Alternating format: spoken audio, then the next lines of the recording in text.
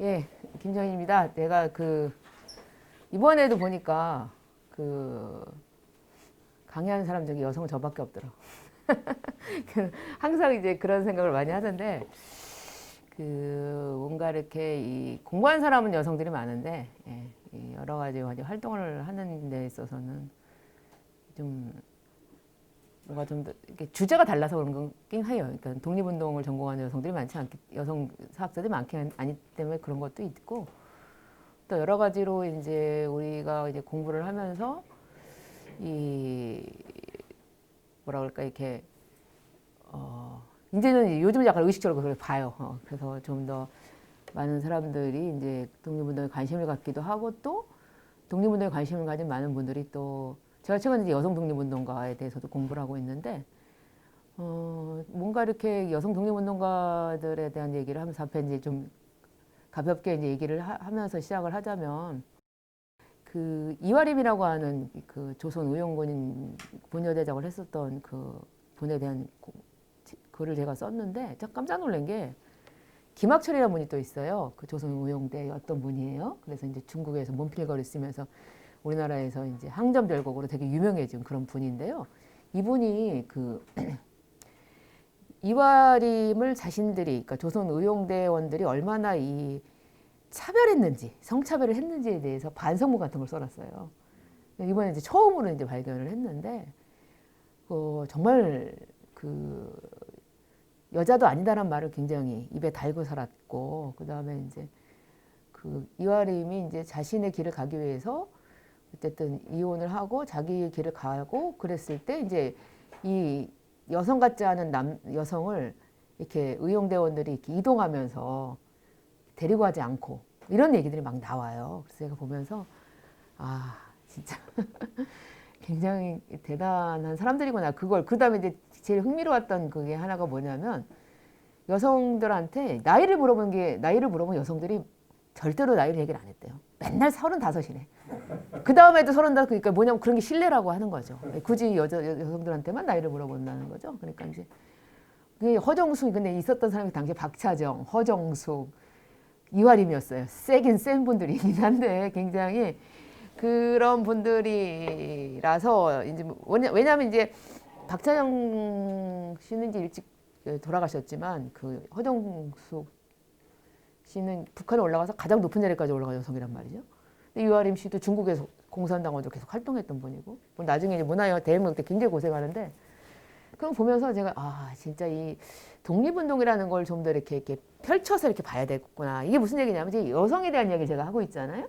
근데 지금 오늘 하는 얘기가 사실은 강유구에 대한 얘기고, 강유구에 대한 얘기를 할 때 제가 할 수 있는 얘기는 뭐냐면, 제가 작년에 이제 여러 가지 글을 쓰다가 어떤 걸 썼냐면 노인에 대한 글을 썼어요. 노인들도 독립운동을 했다. 바로 강유구 선생님이 바로 노인이잖아요. 65인데 당시 평균의 평균 수명이 한 50세 전후였거든요. 그렇기 때문에 정말 노인이었던 분이죠. 근데 그래서 강우하고 이제 제가 이제 이런 게 있죠.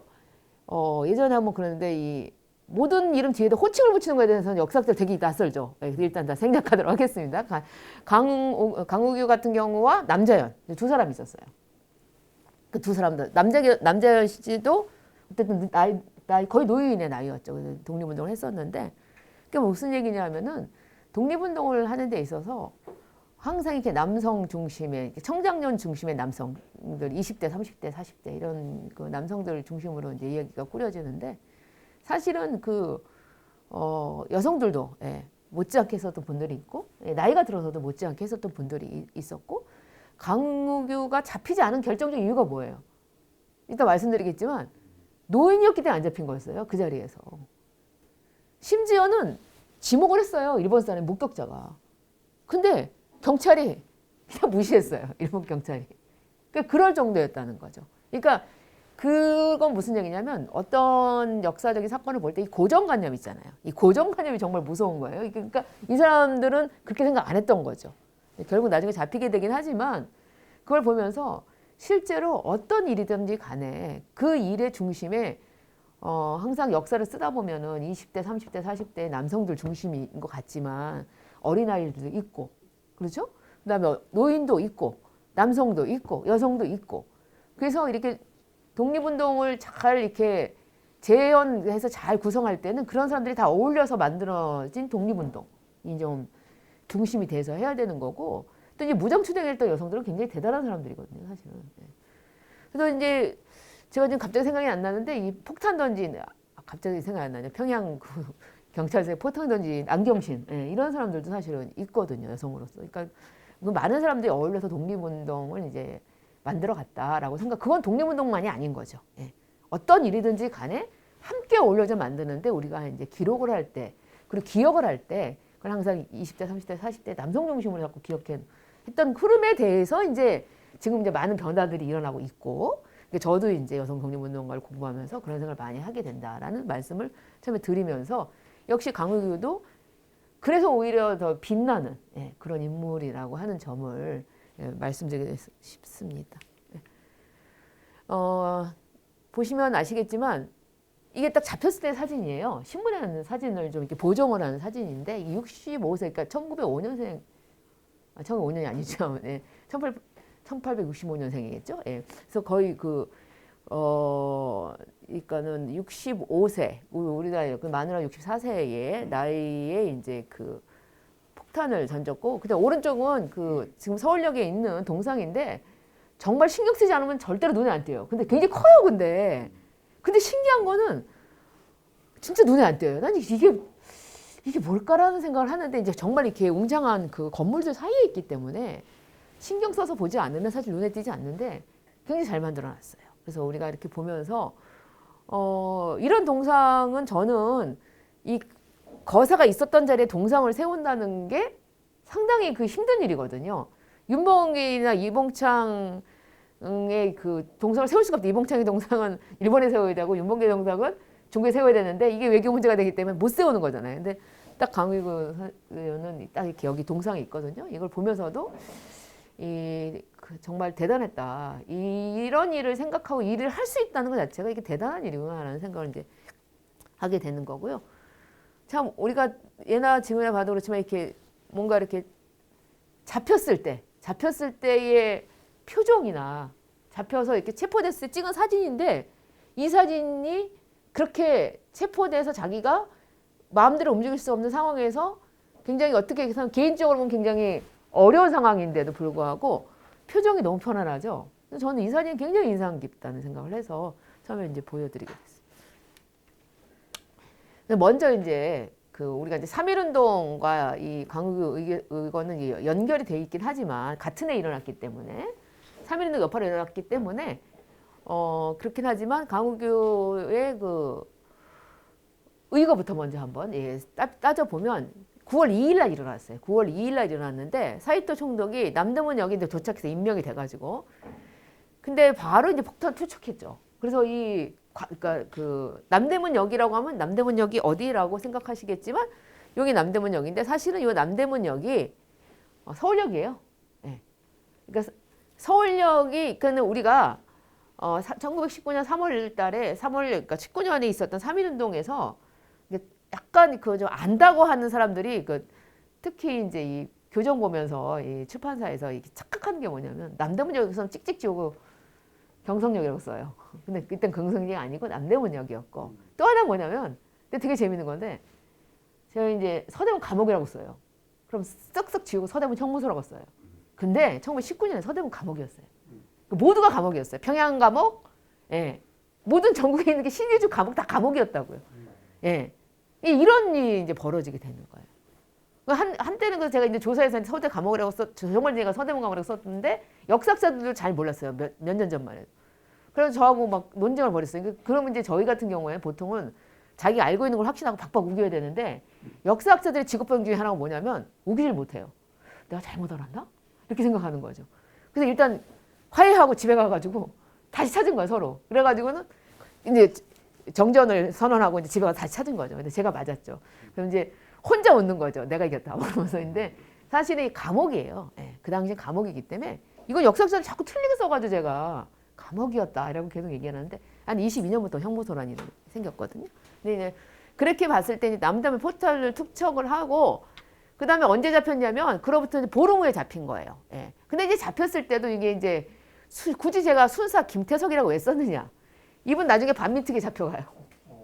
이게 뭐냐면 완전히 이제 친일 경찰인 거죠. 예. 그리고 일본인 경찰이 아니고 한국인 경찰한테 잡혔다라고 하는 걸 보여드리려고 제가 이름을 썼는데, 정말 이때도 열심히 했고, 예, 20여 년간 열심히 하다가 반민특위 잡혀간 분이에요. 예. 그다음에 이제 20일 날 기소가 돼가지고, 예, 그러니까 이게 사실은 보통은 굉장히 기소가 긴데, 여기 보시면 아주 예심 종결이 굉장히 3개월 동안, 예, 됐어요. 근데 이 예심 종결이 3개월이면 그렇게 긴 것도 아니에요. 우리 1919년 4월 1일 날 잡힌 그 민족 대표들 있잖아요. 재판이 언제 일어나냐? 20년 일어나. 예, 1년 뒤에. 그러니까는 이거 빠른 거예요. 왜냐하면 이 사건 자체는 너무 명확하니까. 예. 그 다음에 이제 2월 한 달 만에 이제 20일 만에 이제 그 사형을 구형을 하게 되고, 검찰이 그 다음에 이제 지방법원, 독심법원, 고등법원 가서 사형이 확정이 되는데, 제가 또 굳이 이렇게 요거를 다 쓴 이유가 있어요. 그건 뭐냐면, 한국인들이 우리가 이제 공부를 할 때 또 하나 주의해야 될 게 뭐냐면, 이게 있어요. 그 삼심제도가 일제시대도 나름 있었어요. 예. 조선총독부에도 삼심제도는 재판제도가 있었어요. 이게 뭐냐면, 국가로서 갖춰야 될 어떤 이 틀 속에서 식민지에 일본 정부가 주지 않았던 건 참정권이죠. 말하자면 이제 조선의회라는 게 없었잖아요. 그 식민지인 거예요. 그런데 입법은 없지만 사법이나 행정의 틀은 갖추고 있어요. 그래서 삼심제도가 있었는데, 대신에 뭐가 있냐면은 경성지방법원 다음에 보통 우리는 지금 뭐예요? 고등법원, 그다음에 대법원이죠. 근데 일본이 이 식민지 차별이 있는 거죠. 뭐냐면 고등법원이 최고법원이에요. 사이에 복심법원이에요. 그러니까 어쨌든 삼심이야. 그런데 이걸 보면서 우리가 생각할 수 있는 게 뭐냐면, 당시에 3.1운동 당시에 삼심제도가 있었는데, 우리가 지금 분단이 돼 있기 때문에 평안도나 함경도나 황해도에 있는, 그래서 3.1운동 했던 분들이 있잖아요. 대한민국에서 독립유공자가 되려면 경성고등법원에 서류가 있어야 돼요.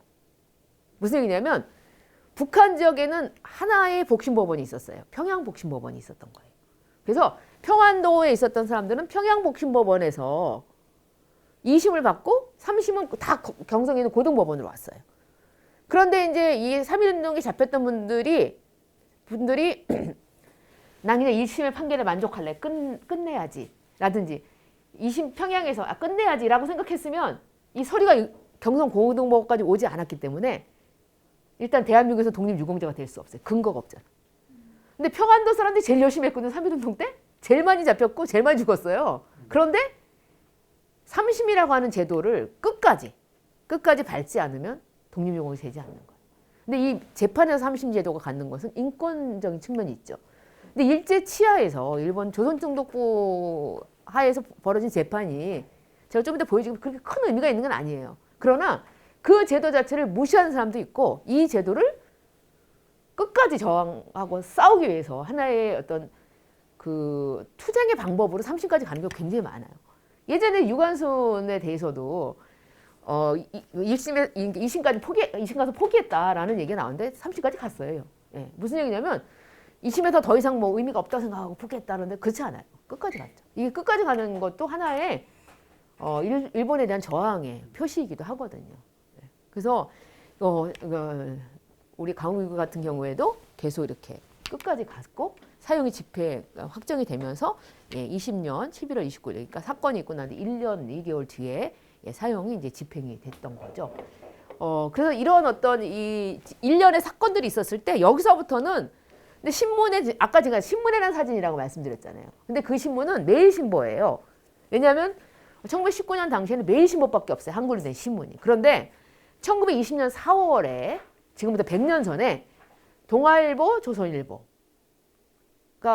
생겨났죠. 네. 시대일보도 이렇게 생겨나고요. 그러니까 뭐냐면 20년 4월부터는, 여기서부터는 우리나라 신문에도 이제 등장하기 시작하는 거죠. 이게 왜 중요하냐면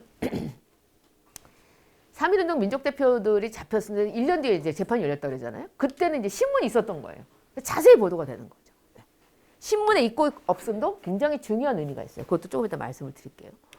자, 그래서 이 9월 2일 날 남대문역에서 있었던 사건을 재현해 보자면 9월 2일 날 그러니까 원래 이제 한 3일 전에 이제 일본 도쿄를 떠났는데 이 사이토 총독 신임 총독 일행이 9월 1일 날 오전 7시 30분에 부산역을 출발해서 임시 특별열차를 탔어요. 오후 5시에.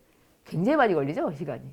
한 10시간 정도, 10시간 조금 안 걸리죠. 예. 걸려서 이제 이 서울에 도착을 했어요. 오후 5시였어요. 그때 이제 당연히 이제 총독이 오니까 굉장히 삼엄한 경비를 했을 거 아니에요? 기병 1개 중대가 의장대 역할을 했고, 보병들이 이제 2개 대대가 이제 도열을 하고 예포 19발을 이제 준비를 했어요. 그 환영인파가 1000여 명 정도 됐다 그러는데 이 환영인파는 조선인들도 있었죠. 예. 그러니까 우리가 조선인들 중에서도 일본의 지배에 대해서 우호적인 사람들이 존재하는 거잖아요. 이 사람들 거리 나온 거예요. 예. 우리가 보통 친일파라고 얘기하는 분들인 건데요. 예. 그다음에 그 총독이 걸어 나와서 남대문역에서 이제 뭐 심플하잖아요. 건물 자체가 걸어 나와서 이 마당에 딱 왔을 때, 예, 바로 광장에서 마차가 출발할 때 폭탄 던진 거. 예. 그래서 폭탄과 함께 37명의 중경상을 입었고요. 그 자리에서 죽은 사람은 없었는데 나중에 3명이 죽어요. 근데 그중 2명 기자였어요. 예. 그래서 이제 그 사이토 총독은 어떻게 됐느냐? 마차에 파편이 박혔고 혁대 파편이 박혔어요. 만약에 혁대를 하지 않았더라면 몸에 박힐 가능성이 높죠. 그러니까는 근데 사실은 제가 볼 때 많은 폭탄 테러라고 우리가 보통 얘기하는 의열 테러를 했었지만 의열 투쟁을 했었지만 그 의열 투쟁에서 이 정도 위력을 가진 폭탄을 먹기가 쉽지 않죠. 우리가 이제 윤봉길 때도 폭탄의 위력이 굉장히 컸지만 굉장히 큰 거죠. 이 정도면은. 그래서 윤봉길 때는 이제 7명이 중경상을 입었는데 물론 이제 그 단상에 올라간 사람이 얼마 안 됐기 때문이고 당신 단상에 던져서 이런 어떤 큰 정말 폭발이 이제 일어나게 되는 일이 이제 9월 2일 날 있게 되는데 그 다음에 이제 경찰이 어떻게 했겠어요? 예, 바로 이제 탐문 수사를 하는데 이거 제가 아까 말씀드렸지만 탐문 수사를 할 때 제일 먼저 의심하는 게 누구냐면 노동자들이 했겠지. 근데 유학생들. 왜냐하면 28 독립선언서 했거든요. 유학생들이. 그러니까 유학생들이 왜냐하면 이제 일단 제일 신기한 게 뭐냐면 총독의 얼굴을 알았다는 거잖아요. 이 사람이.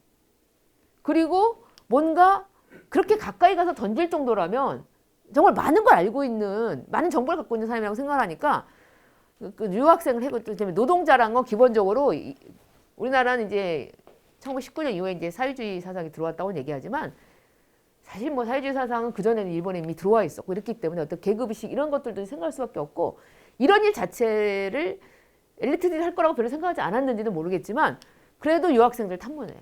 계속 헛방을 짓고 있다가 용의선상에는 또 누가 올랐냐면 무역상인들 전향장이나 아니면은 중화민국 전 총리 왕산인의 비서관 출신 정재화 이런 사람들이 오르겠는데 왜 그러냐면은 이 사람들이 총독이 이제 부임하는 과정에서 이제 거기에 대한 관심을 표명했던 그런 적이 있었기 때문에 이 사람들은 이제 그래서 그냥 한 명 전향장이 잡혔나 누가 한 명이 잡혔는데 아무리 털어도 안 나오죠. 그 실패예요. 그러니까 계속 뭐냐면은 헛다리를 짓기 시작했었던 거죠.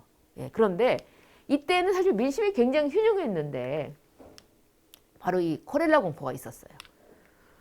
자, 바로 이 9월 2일 날 사건이 있은 다음에 이 9월 4일에 코로나가 이제 보도되기 시작하면서 486명이 걸렸는데 173명이 죽은 거예요. 그 다음에 9월 10일 날 불과 일주일 만에 983명이 걸려서 446명이 죽은 거예요. 딱 사망률 50% 가까워. 근데 그리고 나서 어떻게 됐느냐? 딱 사건이 있고 한 달 만에 23,705명이 걸려서 8,000명이 죽었어요. 자, 그 다음에 9월 3일, 4일까지는 막 폭우가 불어가지고 서울이 난리가 났어요. 자, 이런 일들이 있게 되니까 정말 이런 걸 우리가 뭐냐면 민심이 흉흉해진다고 하죠. 예. 우리가 예전에는 이런 걸 잘 이제 눈여겨보지 않았어요. 잘 눈여겨보지 않았지만 역사를 볼 때 사람들한테 어떤 영향을 미칠까. 우리가 3.1운동 당시에 배경으로 아무도 설명을 하지 않았지만 최근에 주목하는 것 중에 하나가 스페인 독감이 있어요. 스페인 독감이 그 1918년 9월에 발병을 해서 9월에 대유행을 시작해서 1919년 2월까지 760만 명이 걸렸어요. 우리나라에서. 거의 인구의 당시 2천만 명을 치면 뭐 어마어마한 숫자죠. 그럼 몇 명이 죽었나요? 14만 명이 죽었어요. 그러니까 3.1운동 직전에 스페인 독감으로 9월부터 1918년 9월부터 1919년 2월까지 14만 명이 죽었어요. 자, 이게 3.1운동에 미친 영향이 크지 않을까요? 이때 중국도 유행했고 일본도 유행했고 타이완에도 유행했는데 우리나라가 인구당 사망자 수가 가장 높았어요. 그러니까 일본이 그렇게 한국에 들어와서 위생을 얘기하고 조선총독부가 방역을 얘기했지만 방역이 실패한 거죠. 그리고 제가 가끔 원래 그 전염병이라는 게 1년 이상 가지 않는다라고 이제 사람들한테 희망을 주면 사람들이 지금은 세계화 시대라서 그러지 않을 거라고 계속 유행할 거라고 얘기하는데 스페인 독감이 1818년 9월에 우리나라에서 유행할 때 조선에서 유행할 때죠. 그때 유행한 나라가 어디냐면 남아프리카 공화국 그 다음에 남미 쪽에 콜롬비아인가? 남미예요. 그러니까 남미, 유럽, 아프리카에서 동시에 대유행을 시작한 거예요. 그때도 그랬어요. 우리가 그때는 지금 같은 세계 시대가 아니었기 때문에 그렇고 착각하면 안 돼요. 이 바이러스는 국경이 없어요. 그리고 동시다발로 전 세계에서 일어났어요. 지금은 똑같아요. 그렇기 때문에 그걸 왠지 그때랑 지금은 다르기 때문에 지금 굉장히 오래 갈 거다. 왜냐하면 세계화 시대를 막 사람들이 오가니까 이렇게 생각하지만 그때도 그랬어요. 우리가 역사를 배우면서 알 수 있는 것 중에 그런 것들을 보면서 지금의 우리가 놀라고 있는 숫자에 비하면 이거 엄청난 거죠. 사실은 한 달 만에 8,000명이 죽었다. 이런 가운데니까 더 경찰이 반드시 범인을 체포할 수밖에 없게 돼. 누가 폭탄을 던진 거야. 이건 민심이 새로 3.1운동의 어떤 강한 어떤 저항에 부딪힌 일본이 분위기를 쇄신하려고 총독을 보냈는데 폭탄을 던져서 그 총독에 대해서 한국인이 갖고 있는 마음을 그대로 표출한 사건이 일어났어요. 근데 범인은 못 잡았어. 코렐라는 유행해. 막 그 다음날부터 무슨 일인지 폭풍과 불어. 자, 그러니까 혈안이 된 거죠. 꼭 잡아야 된다. 라고 생각을 하고 이제 잡게 되고, 그 다음에 9월 17일에 잡았지만 20일 뒤에 발표를 합니다. 체포되었다. 라고 발표를 하는 거죠. 왜냐하면 잘 조사하고 발표해야죠. 잘못하면 이건 정말 엉뚱한 사람 잡았다가 큰일 났겠죠. 그러니까는 첫 번째도 발표를 하게 됩니다. 근데 이제 목격자가 말씀드린 게 18세의 오노라고 하는 일본인이었어요. 일본인이 딱 자기가 봤는데 그날 이제 비번이라서 이제 구경 간 거야. 총독이 온다니까. 갔는데 범인이 폭탄을 던지고 나서 얼마 동안 우두커니에서 결과를 보고 있었어. 근데 이제 얼굴빛 하나 고치지 않냐 끝까지 결과를 보다가 그만 군중스러운 몸을 감추기를 아무 생각 없이 따라간 거예요. 따라가서 보니까 나이 5, 60세가 노인이고 흰 수염에 푸른 얼굴을 가진 조선 노인인데 흰 두루마기를 입고 오른손에 양산을 들고 왼손에 손수건을 들었다. 이렇게 얘기를 한 거예요. 근데 요 순간에 저 사람이 범인이라고 한번 얘기를 했어요. 경찰한테. 경찰 들은 척 만청한 거예요. 근데 이제 강우규의 어떤 이 찌를 보면 이게 상당히 이게 맞는 게 그래서 이 사람이 막 쫓아왔다 그랬잖아요. 그러니까 강우규를 누가 쫓아오잖아요. 그러니까 잠시 숨었다가 다시 나왔어요. 근데 이 사람이 계속 쫓아갔어요. 그리고 또 한 번 이 사람이 얘기한 거예요. 저 사람이 범인이에요. 근데 경찰이 계속 무시한 거죠. 2번 무시했어요. 그날 잡을 수 있었던 거죠. 근데 아까 말씀드렸죠. 왜 그런 거예요? 노인이기 때문에 주의를 기울이지 않았던 거죠. 그 폭발음을 들은 이 경찰로서는 이런 일을 할 수 있는 게 65세 노인이라고 절대 생각할 수 없었기 때문에 이제 그냥 지나쳤던 거죠. 그러니까 목격자도 있었는데 목격자의 말을 무시한 거죠. 그러니까 참 예전에 되게 이제 역사적인 얘기지만 이렇게 우리가 고정관념을 가지고 역사를 보거나 아니면 이렇게 역사를 본 정도가 아니라 우리가 현실을 볼 때 고정관념이라는 게 굉장히 무서운 것 중에 하나가 제가 이제 북한에서 이렇게 남한을 망명한 분이 쓴 책을 읽었는데 일단 그런 분이 쓴 책을 일단 한참 웃었는데 뭐냐면 북한에서 4.19 직후에 남한 사회에서 이렇게 말하자면 4.19가 일어났는데 과연 이승만이 물러날까? 이런 거에 대해서 이제 토의를 했는데 다수가 이렇게 얘기했대요. 미제의 식민지였기 때문에 미국이 이렇게 추대했던 이승만이 물러날 리가 없다. 미국의 식민지라고 생각하는 거죠. 한국을. 결론을 내렸대. 그런데 물러났죠. 근데 이걸로만 끝나면 하나의 해프닝인데 그 다음에 5.16 일어났을 때도 약간 소문이 그때 자자했거든요. 쿠데타가 일어날 것이다. 한 번 했다 또 실패했기 때문에 자자했어요. 그래서 또 북한에서 그 노동당원들이 모였어요. 간부들이 모여가지고 이제 협의를 한 거예요. 과연 남한에서 쿠데타가 일어날 수 있을까? 근데 이번에 똑같이 미제의 식민지 군대이기 때문에 쿠데타가 일어날 리가 없다. 헤어졌대. 5.16이 일어났잖아요. 그게 무슨 얘기냐면요. 북한에서는 그냥 그 당시에 한국은 그냥 미국이 식민지로 생각하고 모든 기준이 그거에 의해서 정리하니까 다 틀리잖아요. 네. 4.19 이승만도 하야했고 5.16도 일어났어요.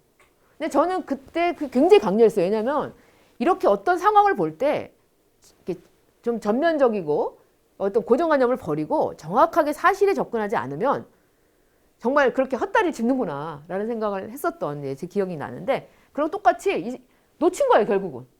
노인 일이 없기 때문에. 그러나 노인이었던 거죠. 그랬더니 또 발표를 또 일본 경찰이 어떻게 했느냐. 참 이거 보면은 세상의 모든 일에 대해서 다르게 평가할 수 그러니까 어쨌든 이 자기 입장에서 멋대로 얘기하는 건 꼭 개인사뿐만이 아니라 이 뭐라 그럴까 이 국가적인 일이든 어떤 공적인 업무에서도 그럴 수 있겠구나 생각하는 게 늙은 팔을 뽐내며 얼마 남지 않은 생명을 한번 던져서 이름을 천하에 드러내려 하고는 기회를 엿보던 중 마침 하세가와 총독이 갈린다는 말을 듣고 새 총독이 부임하는 때 한번 큰일을 해보면 일이 만일 실패로 돌아갈지라도 이름은 세상에 드러나리라 하고 결심을 한 모양이더라. 이거 뭐예요? 내 이름을 한번 세상에 드러내보기 위해서 이 일을 했다.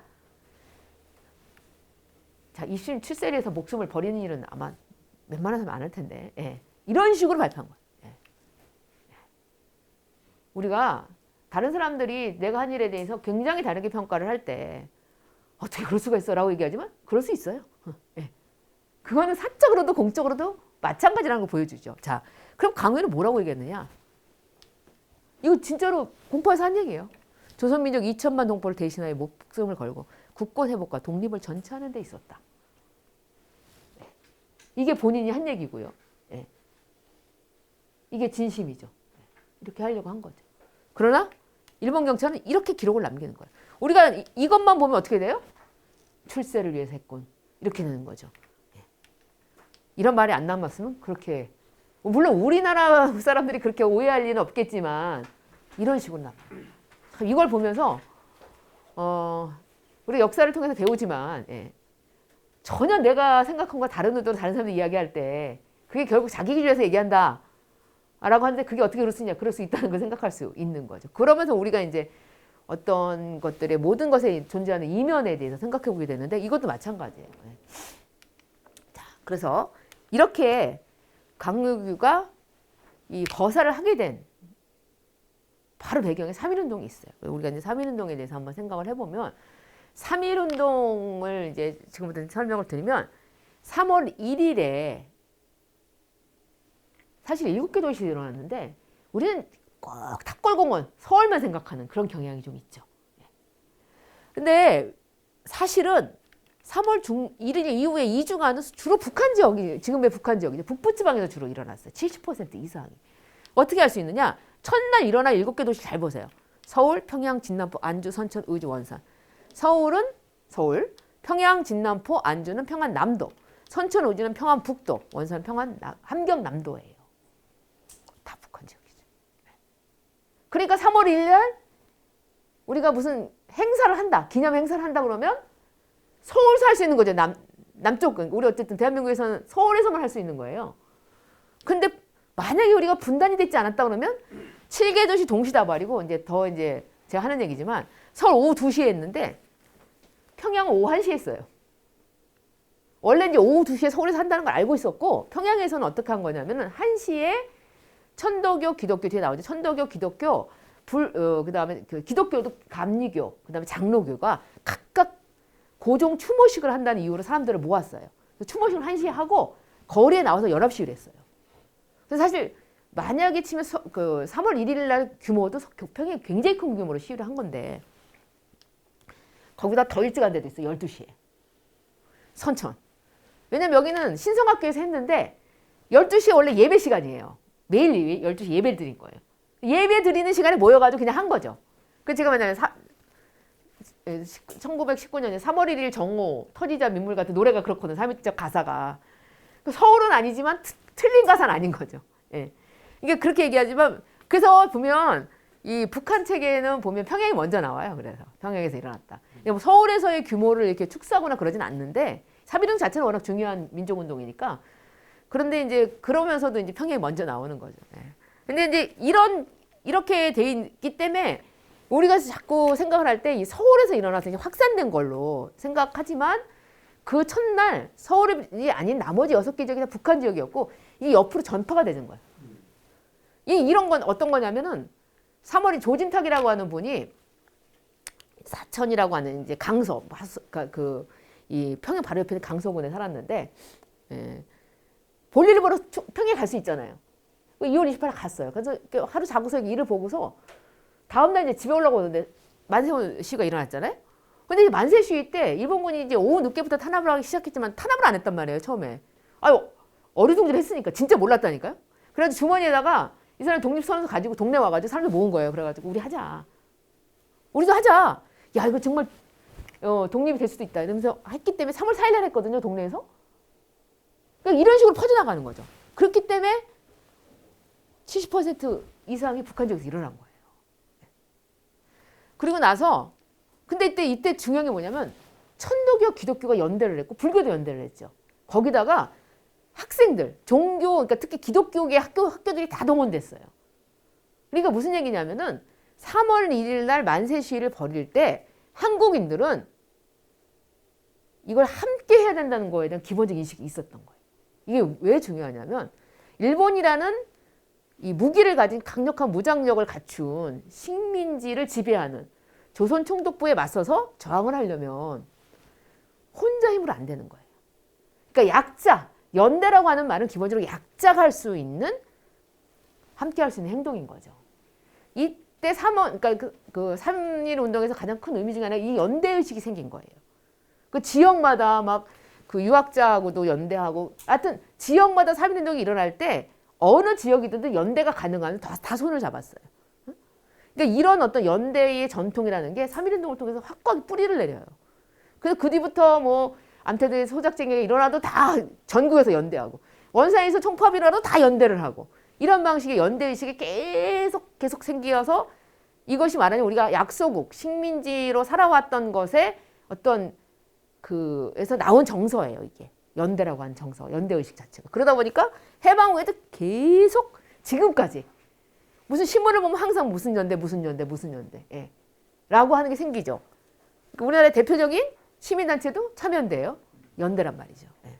근데 우스갯소리지만 그래서 우리나라에 너무 연대가 많다고 고대 선생님이 저보고 고대는 하나밖에 없는데 연대 너무 많다면서 예, 저한테 약간의 이 말장난 같은 농담을 하실 때도 있는데 예. 그러니까 그렇게 된 그게 다 식민지의 경험 속에서 나온 거예요. 예. 그래서 이런 어떤 이 흐름 속에서 3월 1일 날 이런 흐름들이 북한에서 만들어졌고 이 강호기도 평안도 덕천 출신이에요. 예. 근데 뭐 이때는 예, 있진 않았지만 예. 자 여기서 이제 이건 지금 현재 이제 북한 지도인데 예.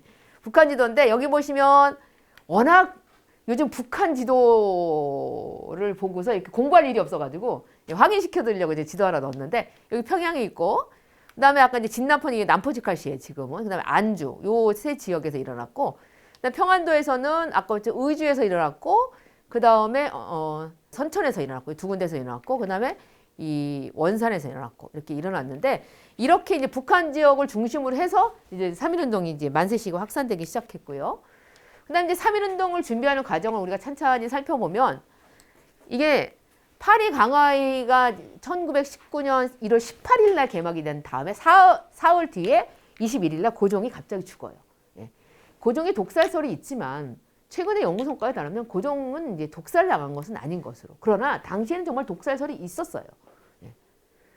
이것도 역시 우리가 요즘 가짜뉴스라는 말을 많이 하지만 사람들의 정서가 반영되어 있는 그러니까 당시 사람들이 갖고 있는 제가 생각할 때 사람들의 이 가짜 뉴스라고 하는 거 옛날에 존재했었잖아요. 뭐 정말 많은 가짜 뉴스가 있었죠. 뭐 예를 들어서 모스크바 삼상회의에서의 그 동아일보의 오보에 대해서 얘기하잖아요. 그런 것도 가짜 뉴스일 수 있는 거고요.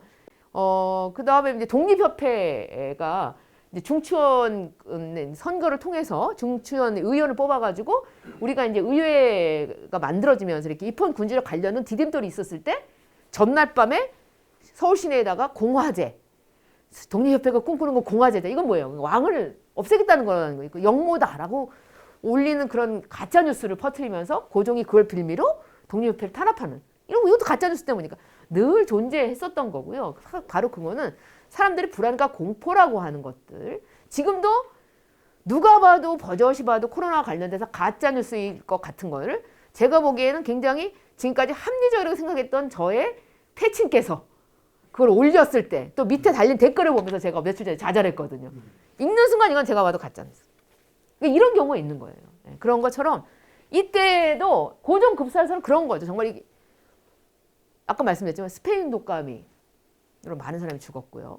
그 다음에 세계는 1차 대전이 끝나고 새로운 시대를 열어가는 파리 강해가 열리고 그 다음에 이때 중요한 게 뭐냐면 왜 고종 급사설이 이게 독사설이 이제 틀 수밖에 없냐면 일주일 뒤에 그러니까 이 당시에 고종이 죽었을 때 총독이 없었어요. 하세가 총독이 저기 조선에 없었어요. 왜? 이방자 그죠? 이방자와 영친왕의 결혼식이 일주일 뒤에 일본에서 도쿄에서 있을 예정이었어요. 이건 뭐냐면 일본의 황족과 한국의 왕족이 결합하는 거잖아요. 엄청나게 큰 사건이에요. 이거는 일본 입장에서 보면 식민지에서의 어떤 그 일본의 위상을 공고히 할 수 있는 거였기 때문에 중요한 조선 총독부 사람들 다가 있었어요. 도쿄에. 그렇기 때문에 고종이 죽고 난 다음에 갑자기 죽고 난 다음에 허겁지겁 달려온 거죠. 결혼식 문을 취소했고요. 허겁지겁 달려와서 그러니까 부검 자체가 너무 늦게 된 거야. 그러다 보니 시청 며칠 동안 이제 그대로 방치되어 있었던 상황이었던 거죠. 예. 그런 상황이었기 때문에 굳이 그런 굉장히 일본으로부터 경축스러운 사건을 두고 굳이 죽일 이유는 없고요. 그 다음에 이제 그때 진찰했던 진찰 기록이나 이런 걸 봤을 때 일본인 의사들이 진찰을 했었는데, 그렇진 않은 것으로. 그러나 사람들 사이에서는 그런 가짜뉴스가 이제 퍼져나갈 수밖에 없었던 그런 상황이었던 거죠. 그래서 그 상황에서 거기다 28 독립선언인데 28 독립선언은 굉장히 중요한 게 뭐냐면요. 독립선언서를 발표를 했잖아요. 이광수가 썼는데 제가 볼 때는 정말 잘 썼어요. 28 독립선언서가 딱 그 시대에 맞는. 그 다음에 최남선이 쓴 3.1 독립선언서는 너무 어렵잖아요. 근데 28 독립선언서에는 정말 명확하게 되어 있고요. 우리가 끝까지 싸우겠다는 뭐 항전의 내용까지 해서 굉장히 잘 썼는데 그거를 어떻게 했냐면 독립선언서를 일단 읽고 모여서 읽었어요. 도쿄에서. 읽고 어떻게 했어요? 만세를 부르고 그 다음에 어떻게 했냐면 행진을 하려고 했던 거예요. 근데 그날 막 눈이 많이 왔었던 날이었어요. 그래서 행진을 하려고 하는데 그건 이제 막았겠죠. 그러니까 무슨 얘기냐면 독립선언서를 쓰고 위에다가 이름을 쭉 11명 이름 쓴 거예요. 대표 이름을 쓰고. 선언서를 발표하고 만세를 부르고 행진을 하려고 한 거예요. 자, 이게 3월 1일 날 바로 했었던 거에 똑같은 방식인 거죠. 똑같은 방식. 무슨 얘기냐면 배운 거예요. 그 양식 그대로더라고요. 그러니까 28 독립선언서가 단순하게 먼저 있었다는 것도 중요하지만 우리가 어떤 방식으로 독립의사를 표현할지를 보여준 사례이기도 했던 거예요. 그런 의미가 굉장히 중요하게 있었고 그래서 이 독립선언서는 이런 역량 하에서 천도교와 기독교가 이제 연대를 해요. 그래서 천도교도 준비를 하고 기독교도 준비를 했는데 이 연대가 성사된 거는 굉장히 늦어요. 한 2월 24일 정도. 근데 그때까지 포기하지 않고 천도교와 기독교 함께 하려고 노력을 했었고요. 거기에 뒤늦게 이제 불교계가 이제 한용운이 합류를 하고 백용석이 합류를 하게 되는 과정이 오게 되는데 이때는 유린들도 끌어들이려고 노력했고요. 어쨌든 사회 지도층 내에서도 함께 이 상층 연대라고 하거든요. 보통 우리가 그런 연대를 하려고 하는 움직임들을 갖고 있었던 거예요. 그래서 그 다음에 이제 학생들은 독자적인 만세 시위를 준비했어요. 서울에서. 그러다가 천도교, 기독교, 불교 준비한다는 소식을 듣고 거기에 합류한 거예요. 그러니까 분위기 자체가 함께 준비해야 된다는 분위기를 갖고 있었다는 게 굉장히 중요한 의미가 있어요. 그래서 이 함께 준비, 그 이게 전범이 돼서 모범이 돼서 전국적으로 곳곳 지방 곳곳에서 시위를 할 때도 함께 해야 한다. 같이 할 수 있는 사람들. 이런 어떤 그 의식들이 이제 만들어지게 된 거고요. 그 다음에 이 독립선언서가 그 다음에 굳이 독립선언서를 전국에 배포할 필요도 없어요, 사실은. 이거 왜냐면 너무 우리는 배포했다 이렇게 생각하지만 서울에서만 하려고 그러니까 사실은 이 민족 대표들이 신문할 때는 우리도 놀랬다 전국적으로 할지는 뭐 그래서 상당히 그렇게 얘기했지만 실제로는 준비한 거예요.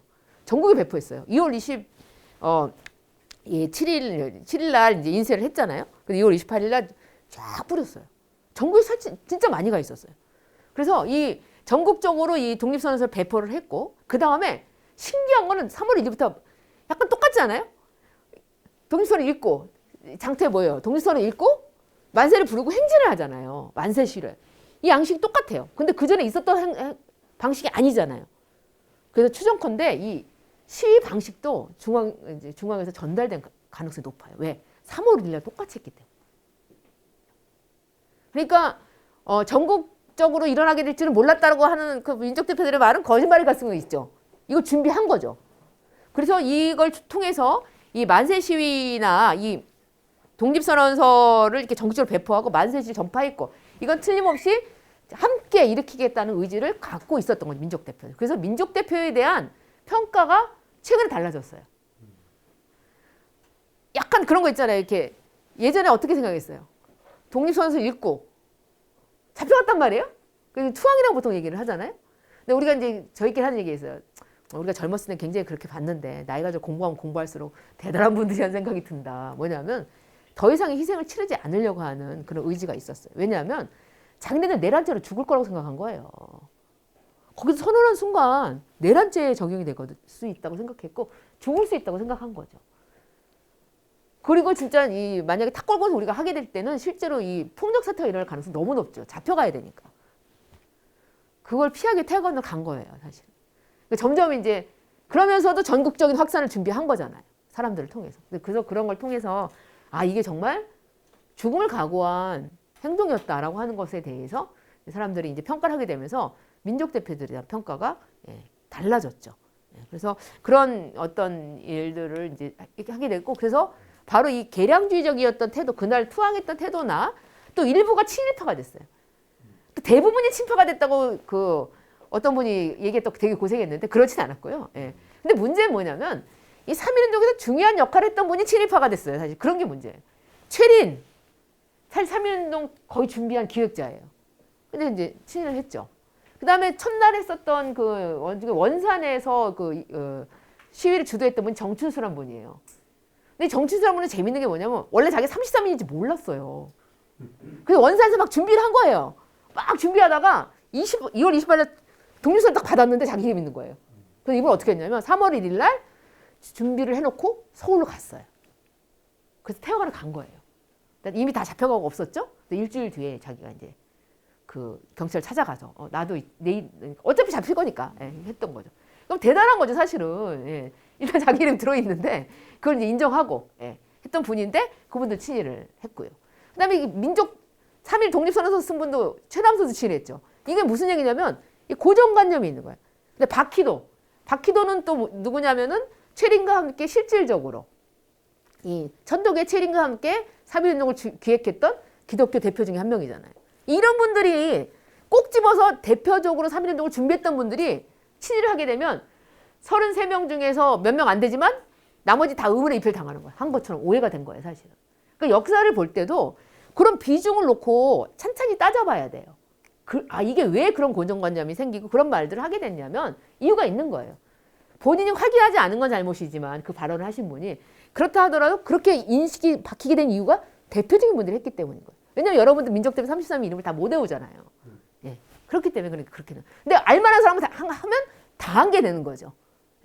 여기서 또 하나의 교훈이 있죠. 역사를 볼 때는 제가 아까 얘기했죠. 역사학자들 자기끼리 싸우다가 어떻게 한다 그랬어요. 끝까지 고집하지 않는다니까요. 사료 속에 있는 걸 다시 확인해야지 헤어진다니까요.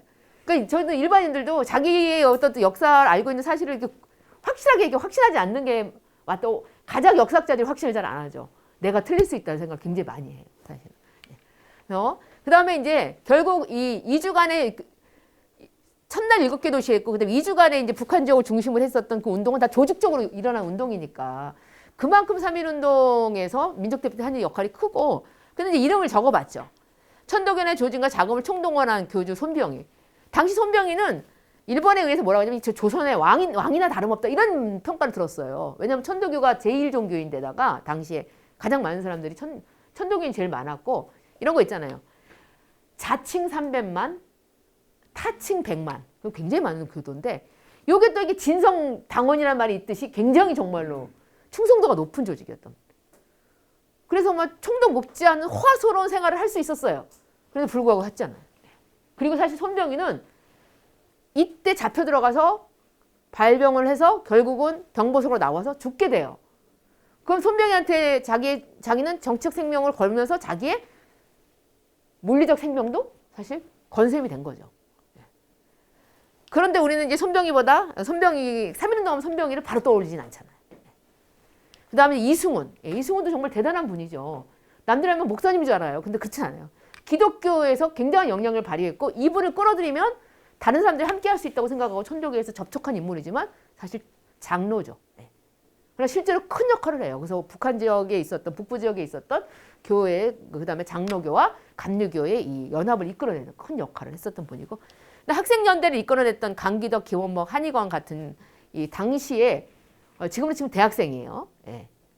고등 전문학교 학생들이었어요. 이 학생들의 역할도 굉장히 컸죠.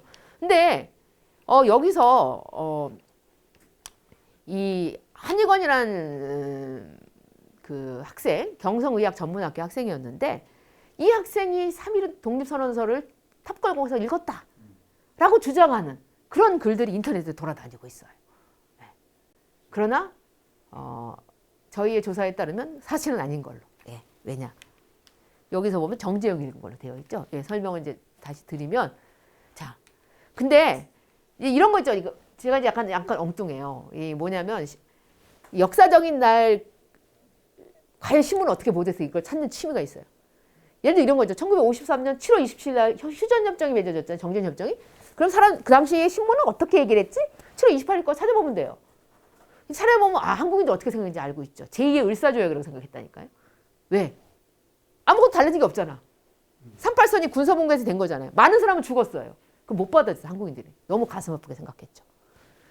전쟁이 끝났지만 그걸 이제 받아들이는 너무 오래 걸렸던 거죠, 한국인들이. 이제 그 똑같이 제가 이거 찾아봤어요. 매일신문 3월 1일. 그랬더니 혼자서 요즘 말하면 빵 터졌어요. 왜? 몰랐어요, 진짜, 일본이. 민족 자기를 공명하는 사상과 이태왕 승하의 원인에 대한 망설에 현혹돼 원망하는 마음이 상하의 구별 없이 그들의 가슴 속에 충만해서 일종의 약간 요상한 구름 같은 것이 경성 전시에 가득 차. 여기까지는 알았어요. 누구의 말이랄 것도 없이 국장, 그러니까 고종의 장례식 전후에 무슨 일이나 사변이 발발하지 않을까 하는 말이 퍼져 민심은 매우 평온하지 않은 상태에 있었다까지 알았던 거예요. 그래서 실제로 일어난 거 몰랐던 거죠. 왜 몰랐느냐? 이게 언론의 자유를 봉쇄했기 때문이에요. 하세가와 총독이 가장 궁지에 몰렸던 게 뭐냐면요. 이 3.1운동 일어난 다음에 한국인들한테 일부 언론의 자유를 허용했으면, 그러니까 한국인들이 만드는 신문이나 잡지가 많았으면 한국인 지도자들이 누구 있고 한국인들이 무슨 생각을 하는지 알 수 있었을 텐데 완전히 봉쇄하니까 몰랐다는 거예요. 무슨 얘기인지 아시겠죠? 통치술이 좀 미흡했던 거야. 말하자면. 완전히 누르면 모를 수밖에 없어요. 거기다 공격을 굉장히 많이 받았어요, 하세가와가. 왜냐하면 일본에서는 1918년부터 다이쇼 데모크라시라고 그래가지고 굉장히 민주주의 시대가, 그다음에 하라 총독이 이제 수상이 이제 그 집권하면서 굉장히 뭐 보통 선거권을 그러니까 선거법을 실시해야 되고 이런 것들이 막 얘기되고 있는데, 한국은 그런 변화와 관계없이 식민지를 꾹 누르고 있어요. 일본 군부가 꾹 누르고 있으니까 결국 이런 일이 생겼다는 거예요. 굉장한 비난을 받게 된다. 몰랐다는 거예요. 그러니까 바로 나중에 사이토가 와서 한 일이 뭐예요? 한국어 신문을 허가해 준 거잖아요. 그래서 조선일보, 그다음에 이 동아일보, 시대일보가 만들어지게 된 이유가 그런 데 있는 거예요. 그러니까 3.1운동의 결과로 한국말 신문이 만들어졌다라고 설명할 때의 그 디테일은 그거예요. 그래서 결국 몰랐던 거죠. 자, 서울의 3월 1일 만세 시위를 보면 33명 중에 29명이 태화관에 집결했어요. 이것도 다 또 33명 모두가 온 것처럼 생각을 하지만 29명이 태화관에 집결을 했고요. 그 다음에 학생 대표 강기덕이 사실은 태화관으로 갔어요. 그래서 탁 끌고 오라고 한 거예요. 근데 안 가요. 예. 근데 안 간 거는 아까 말씀드렸지만 불매 폭력 사태를 우려했기 때문이에요. 왜 그러냐면 왜 우려할 수밖에 없죠? 일본은 무장력을 갖추고 있고 한국인은 무장력이 없잖아요. 이런 상태에서 일어나는 유혈 사태라는 건 뭐 이거를 나도 죽고 우리 모두가 죽어서 나라를 독립시키자 이렇게까지는 우리가 생각할 수 없는 거예요. 사람들한테는 자신의 선택이 있는 건데 이 33 민족 대표들이 실제로 도장을 찍고 죽을 각오를 했다고 해서 한국인 모두가 자신을 따른다는 보장은 없어요. 이게 옳은 길이라는 확신은 있지만 그렇죠? 이게 내가 해야 되는 정의로운 길이라는 확신은 있을 수 있지만 따른다는 보장은 없는 거예요. 그때 생기게 된 유혈 사태 생각할 수밖에 없기 때문에 결국은 안 가게 되고요. 그다음에 독립선언식을 한 다음에 이렇게 전화를 걸어가지고 경찰에 전화를 걸어서 우리가 했어 라고 하니까 그 경찰도 재밌어. 차를 한 대 보냈어요. 자동차를. 한 대를 보냈는데 여기는 한 29명 정도 있는 거잖아요. 이제 3명씩 4명씩 데리고 간 거예요. 그래서 오후와 4, 5시까지 이 사람들을 경부 총광부 그러니까 이 남산에 있는 우리 지금 경찰청으로 데려간 거죠. 예. 이 사람들이 그 잡혀가면서 뭘 받겠어요? 서울시내 시위를 받겠죠. 예. 자기네들이 독립선언서를 발표했고 그 뒤에 서울시 사람들이 시위하는 걸 보면서 들어갔을 거예요. 예. 그래서 근데 탁골공원에 모였는데 또 수천 명의 학생이 모였다는데 당시에 그렇게 서울에 수천 명의 학생이 있지는 않았어요. 예. 그리고 실제로 소식을 듣고 한 200여 명이 모였어요. 아니 200명이 그러니까 숫자 연연하시면 안 된다니까요. 200여 명이 모였어요. 그리고 한 수천 명이 모였으면 경찰이 바보예요? 당장 이상하죠. 수천 명이 모였다고 그러면 그러니까 우리가 역사책을 볼 때 의심하지 않는 것도 문제예요. 그러니까 우리가 한 옳은 일에 대해서는 숫자가 10명이든 20명, 30명 아무 상관없어. 그러면 안 돼요. 만약에 지금이 생각해보세요. 탁골공원에 수천 명이 모였다고. 수천 명이 모일 수도 없어요. 미어 터졌을걸요? 지금의 규모를 보세요. 근데 경찰이 수천 명이 모이면 무슨 일이 있는지 당장 단속을 하지. 그냥 적겠어요? 일단 상황이 안 맞아요. 한 200명이 모여서 왔다 갔다 하고 있었어요. 그때 이제 웅성웅성하니까 정재영이 얼개로 올라가서 읽었다는 거 아니에요. 한 30대에 두루마리를 입은 사람인데 이 정재용. 근데 이 정재용이 그러고 나서 이 사람이 이제 자기 고향 황해도니까 황해도에 가서 이제 살았기 때문에 나중에 월남을 내가 했다라고 얘기했을 때 사람들이 저 사람 맞다고 얘기했다는 거죠. 그런데 이제 갑자기 그 독립운동가 중에 한 분이 갑자기 이런 생각이 나는데 그분이 한의건이 했다고 쓴 거예요. 근데 사실 김성숙이인데요. 사실은 한의건이 썼다고 썼는데 한의건은 그때 20대 초반이거든요. 이게 구별을 못할 리가 없죠, 사실은. 근데 이제 저희끼리는 정재영이 한 거 맞다 그러는데 이제 고민이 되는 거. 왜냐면 그날 잡혀간 학생들이 증언을 했거든요. 30대다. 두루마리 입었다. 근데 그중에 한 명의 학생이 얼굴에 점 있다고 한 거예요. 근데 나중에 해방 후에 정재영 사진을 보니까 점이 없어. 그래가지고 저하고 이제 3.1운동 책 쓰신 박찬 선생님하고 둘이서 농담 삼아서 왜 점이 없지? 막 뺐나? 막 둘이서 막 약간 당황했어요. 그러니까 뭐냐면 99%는 맞는데 점이 없어. 라고 저희끼리 이제 우스갯소리 했지만 거의 정재영인 것으로 이렇게 이야기가 되는데 이 한의원이라고 하는 거를 주장하시면 근거는 하나밖에 없는데 그걸 주장하시는 거는 좀 안타깝지만 뭔가 이렇게 그런 중요한 일을 했었던 사람이 우리 학교 출신이라는 걸 강조하시다 보니까 생기게 된 무리수가 아닐까 이런 생각을 이제 하게 되는 거죠. 그 다음에 이제 계속 종로, 서대문, 남대문 일대에서 시위를 하다가 오후 4시에 본정, 충무로에 집결해요. 왜 그래요? 남산에 당시에 조선총독부가 있었거든요. 그래서 집결을 하게 되고 그래서 바로 그때부터 해산작전에 들어가서 군인이 동원돼가지고 해산이 됐었던 거고요. 근데 그날 도쿄에서도 10,000명이 모여 시위했어요. 1919년 3월 1일 날. 우리가 또 이게 시야를 넓게 봐야 돼요. 이날 무슨 일이 있었는지 제가 찾아봤더니 도쿄에서는 보통선거권을 요구하면서 10,000명이 시위를 했으니까 일본에서도 1919 3월 1일은 중요한 날이에요. 보통선거권이 일본에서 1925년에 만들어지거든요. 25년에 딱 그거 만들고 한 게 뭔지 아세요? 치안유치법 만들었어요. 이거 뭐냐면 보통선거권을 주고 이 사람들의 사상 옥죄에 대해서 치안유치법 만들었고 그걸 한국에 적용한 거예요. 한국에도 식민지 조선에도 적용을 한 거거든요. 이런 일이 있었던 거죠. 서울의 3월 1일 만세 시위에 대해서 오사카 마인지 신문에 이렇게 이 보도가 나갔는데 우리나라에서는 그때까지 보도가 안 되고 있었어요. 보도 통제를 하고 있었기 때문에 매일신보에. 그래서 3일 나갈 때 3월 오후 2시경 조선 경상에서 일대 소동이 야기되었다. 이 일은 중등학교 이상의 조선인 학생 전부가 결석하고 이에 따라 다수의 여학생도 참가하여 일대를 조직하고 고 이태왕 전하의 대장례가 다가오는 것을 기회로 삼아 일대 시위운동을 일으킨 것이다 라고 보도를 했는데, 여기서 보면 다수의 여학생들 참가하여 한 무리를 이루고 라고 얘기했을 때 이게 뭐냐면 바로 이 사진이에요. 이 사진을 보고서 많은 사람들이 인터넷을 쳐보면 기생시위라고 되어 있어요. 왜 그렇게 되어 있냐면 머리 모양하고 옷 모양이 보통의 당시에 우리가 일제시대 여학생 하면 어떤 거 있죠? 댕기머리하고 한복 입고 있는 거 있잖아요. 그리고 보통 이렇게 한복도 이렇게 이런 한복이 아닌 거죠. 그런데 이게 그래서 이 사진을 보고 저희 많은 사람들이 여학생이라고 하는 이거에 대해서 일단 그 기생시위가 아닐까라고 열심히 찾은 게 뭐예요? 평양기생일까? 수원기생일까? 당시에 근데 해주 뭐 진주 이렇게 일어났거든, 기생시위가.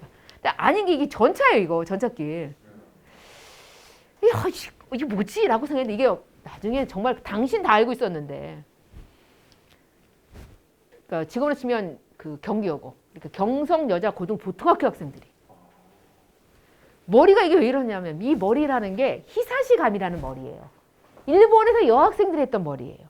이걸 한국인 여학생들이 다 따라한 거예요. 이게 유행이었거든요. 그러니까 우리가 일제시대 때는 일본 절대 우동도 안 먹고 스시도 안 먹고 한국인으로서는 절대로 일본 것들을 거부했을 것 같지만 패션에는 국경이 없잖아요. 일본의 여학생들이 제가 이걸 하기 시작하니까 한국의 여학생들이 따라한 거예요. 특히 이제 이화가 학당 같은 학생들은 안 했고, 우리가 유관수 사진 보면 안 했잖아요. 안 했고, 그 누가 했냐면은 경성여자 고등보통학교 기본적으로 일본이 세운 학교예요. 조선 여학생들이 다녔지만. 그러니까 일본인 교사들이 많잖아요. 이런 곳에서는 이런 머리 한 거예요. 일본이 머리 히사시감이를.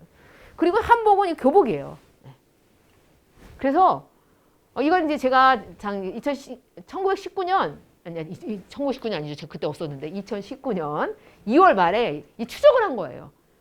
일본에 있는 친구들의 도움을 받고 일본사하고 이런 친구들의 도움을 받아가지고 페이스북으로 도움을 받았고 서로 의논해서 이게 찾아낸 건데, 너무 웃긴 건 해방직후엔 다 알고 있었어, 이 사진이. 여학생 사진.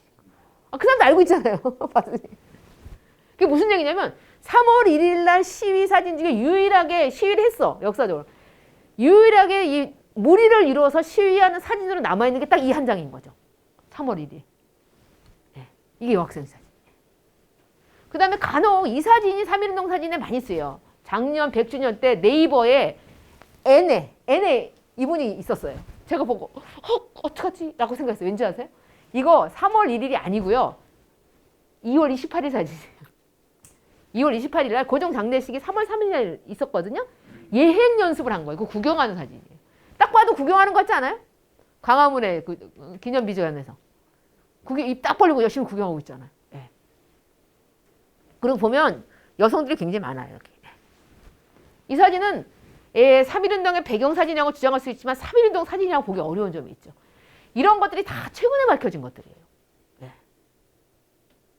그래서 아직 인터넷상으로 보면 기생시위 되어 있고, 막 수원 막 사진 수원에 뭐서 이렇게 어떤 뭐 기록이나 이런 거 굉장히 잘못되어 있는데 굉장히 많이 있어요. 네. 이런 걸 요즘 말하면 알쓸신잡이라고 하잖아요. 예. 이런 것 좀 오늘 오신 보람 있으시라고 제가 이 사진 이제 말씀을 드리는 거고, 아까 얘기했지만 여기서 얘기한 중요한 내용, 다수의 여학생도 참가해서 일대를 조직해. 이 사진이에요, 이 사진. 예. 그 다음에 이제 평양에서도 이제 큰 시위가 일어났어요. 아까 말씀드렸지만 장로교는 장대현 교회에 모여서 있고, 감리교는 남사현 교회에서 모여서 있고, 천덕교는 천덕 평양 대곡에 모여서 한시에 했는데, 이때 보면 숭덕학교, 숭연여학교, 광성학교 이런 학교들이 다 참여를 함께 했었어요. 예. 바로 요 학교들이랑 함께 이 천덕교 하고 이 기독교 연합 시위하다 오후 3시에 평양 경찰서 앞에서 연합 시위를 전개했고요. 상점들은 문을 닫고서 같이 동참하고, 그래서 굉장히 큰 시위가 평양에서 이제 일어나게 된 거죠. 그 다음에 이때 김산이 평양 출신이에요. 이때 김산이 15살이었는데 15살의 청소년으로서 이 학교를 다니면서, 기독교 학교를 다니면서 3.1운동을 경험하게 돼요. 이게 왜 중요하냐면 작년에 대한민국 역사박물관에서 3.1운동 세대들이 이후에 어떻게 살았는지를 보여주는 전시를 했었어요. 근데 그분들을 저는 이제 3.1운동 세대라고. 우리가 어떻게 성장기에 맞이한 큰 변화는 자기한테 큰 일대 영향을 미치잖아요. 이 김사한 때 3.1운동, 김사한이 3.1운동 직후에 일본 유학 가거든요. 예. 근데 이때의 그 3.1운동의 평양 시위에 대한 기록을 있는 거예요. 우리는 수천 명의 다른 학생, 시민들과 함께 대호를 이루어 노래를 부르고 구호를 외치며 거리를 누볐다. 나는 너무나 기뻐서 가슴이 터질 것만 같았다. 모든 사람이 환호하였다. 나는 흥분한 나머지 하루 종일 밥 먹는 것도 잊어버렸다. 뭔가 실감나지 않아요? 3월 1일에 끼니를 잊은 조선인들은 수백만 명은 될 것이다. 그러니까 굉장히 좀 과장된 표현이긴 하지만 그날의 흥분을 아주 잘 표현한 거죠. 끼니를 잊은. 집회 시위를 다니다 보면 배가 안 고프거든요. 거기에 몰두하다 보면. 그러니까 그 얘기를 한 거예요. 정말 자기한테는 얼마나 3.1운동이 결정적인 인생에 영향을 줬는지. 청소년기에 맞았던 3.1운동이 김사의 인생을 180도 바꿔놓은 거잖아요. 아까 제가 말씀드린 이화림도 당시에 학교를 다니고 있었고 이 10대의 이 청소년이었고 이화림대 삶도 3.1운동으로 바뀌죠.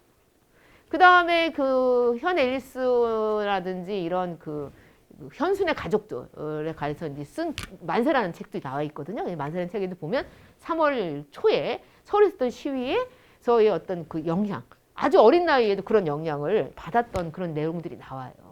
3.1운동은 단순하게 온 민족이 일본을 향해서 일본의 부당한 지배에 저항했다는 측면도 있지만 많은 사람의 인생을 바꾼 사건이었다는 거죠. 그래서 근데 이제 만세 시위에도 우리가 한번 생각을 해봐야 되는데 만세 시위는 3.1운동에 처음 나왔는데 이게 기본적으로 보면 비폭력 평화 시위예요. 그렇죠? 근데 우리가 이제 비폭력 평화 시위를 1919년 3월 달에 만세 시위를 했어요.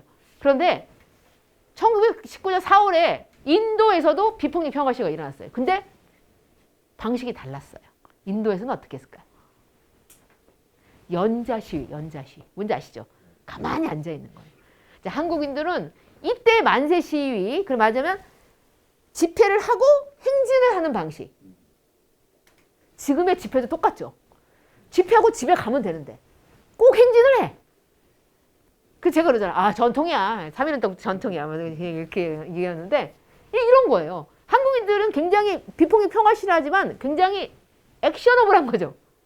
인도 분들은 가만히 앉아야 돼요. 한국인들한테 그렇게 가만히 앉아가지고 비폭력 평화 시위하라고 그러면 어떨까. 혼자 생각할 때가 있어요. 많이 답답해하지 않으실까. 이렇게 무슨 얘기냐면 나름의 이 그 정서가 반영된 방식으로 시위 방식이 개발된다는 거예요. 그래서 근데 정말 왜 우리가 비폭력 평화 시위를 할 수밖에 없냐. 아까지만 일본은 무장력을 갖추고 우리는 무장력을 갖추고 있지 않잖아요. 근데 간디가 비폭력 평화 시위 의미를 뭐라고 설명했냐면요. 우리가 독립을 위한 의지, 인도도 그때 식민지였잖아요. 독립을 위한 의지에는 남녀노소가 따로 없고 만약에 우리가 폭력 시위를 하면 성인 남성만 할 수 있다. 그러나 독립의 의지는 어린아이에게도 있고 여성에게도 있다.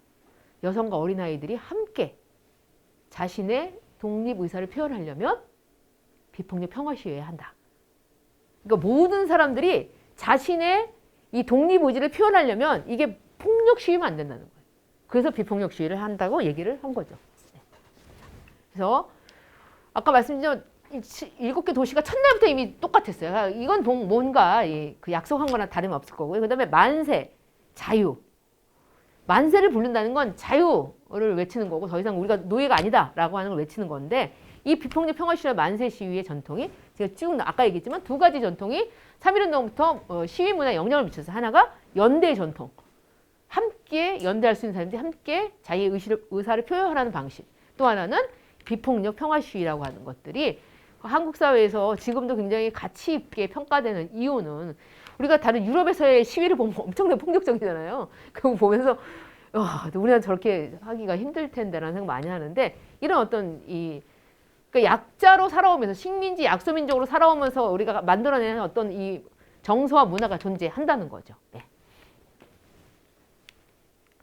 그래서 결국은 3.1운동을 통해서 대한민국 임시정부가 이제 수립이 되고 대한민국이 민주공화제로 한다고 하는 이런 어떤 민주주의적인 의사들을 이제 발현을 하게 되는 거예요. 제가 이걸 굳이 왜 말씀드리냐면 우리가 강무교가 이제 나이가 들었다, 60세가 넘었다, 65세 노인이었다라고 이야기하지만 이 대한민국 임시정부를 만들고 민주주의라고 하는 것들을 가지고 우리가 독립을 위해서 우리가 민주주의라고 하는 것을 포기하면 안 된다. 민주주의 세상을 만들려면 독립을 해야 된다라는 어떤 그런 공감대라는 게 당시 모든 사람이 갖고 있었다는 거예요. 왜냐하면은 강무도 이 3.1운동의 여파로 노인동맹단을 만들거든요. 그런 걸 통해서 이 3.1운동이 추구했던 바, 우리가 3.1운동 결국 우리가 민주공화제로 한다. 그 다음에 대의제로 통치하고 평등하고 그 다음에 자유가 있고 뭐 선거고 피선거를 간다. 이런 것들을 몽땅 얘기했을 때 이런 이야기를 우리가 가야 될 민주주의 방향을 제시한 거잖아요. 이 방향에 사람들이 다 동의한 거예요.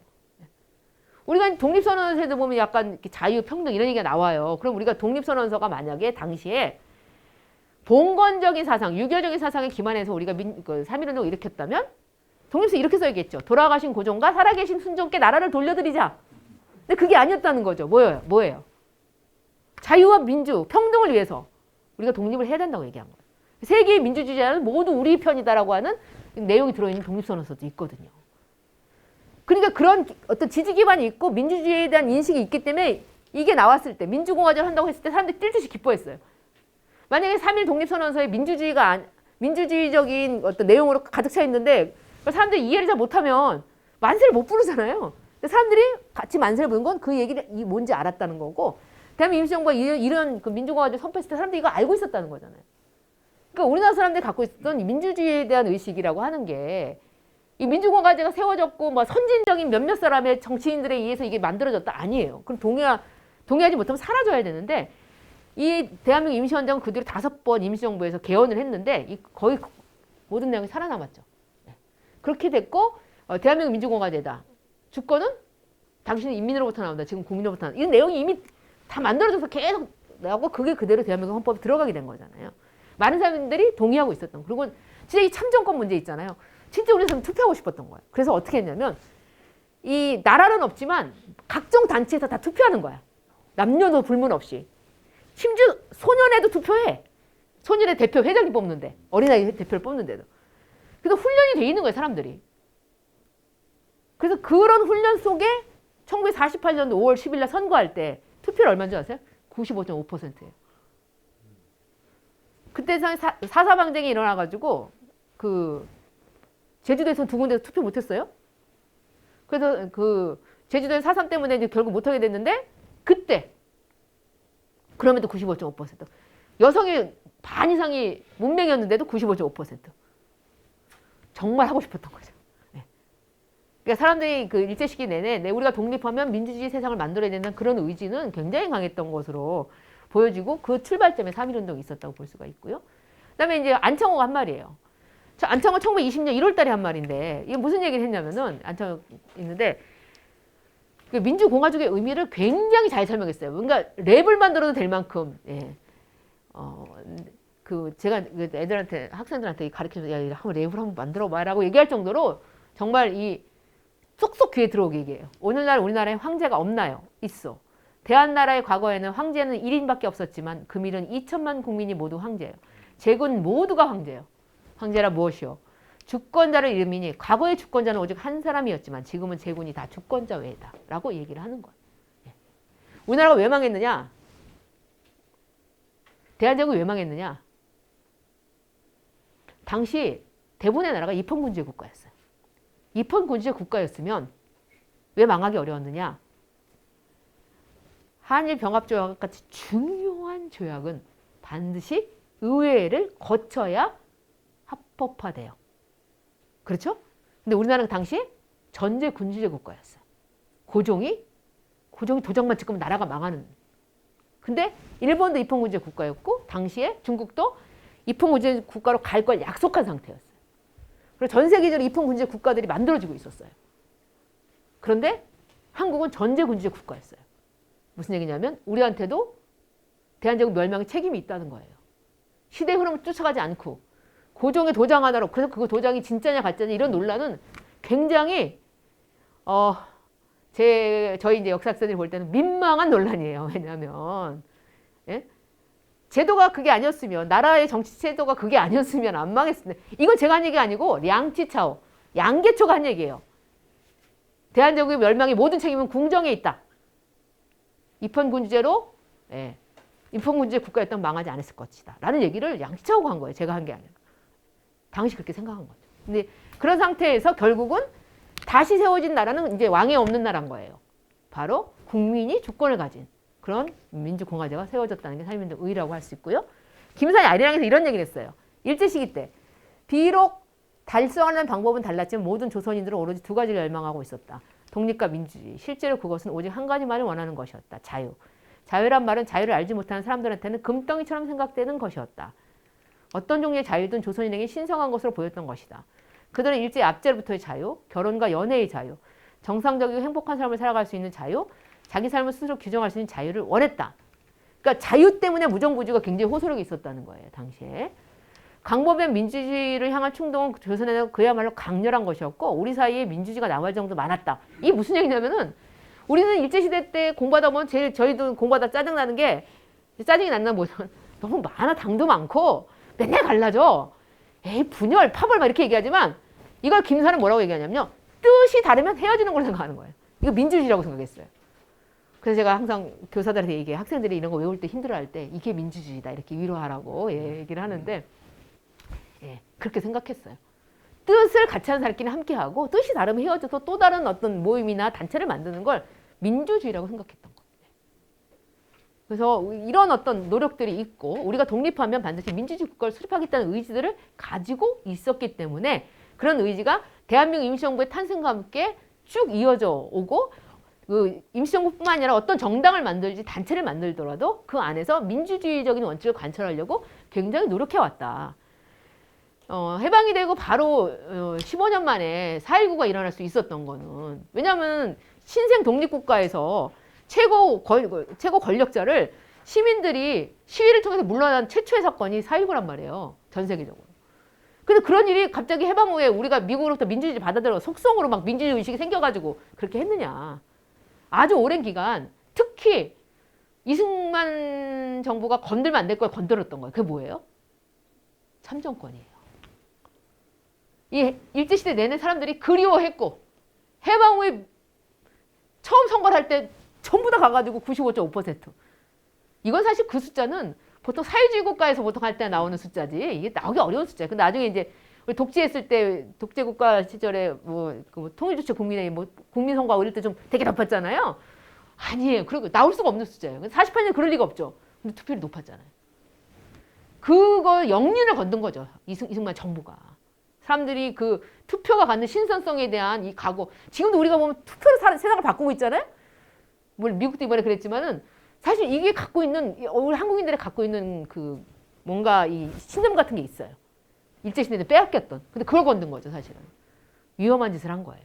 그렇기 때문에 그걸 무너날 수밖에 없게 된 건데 그 축적된 거예요. 민주주의가 축적된 거예요.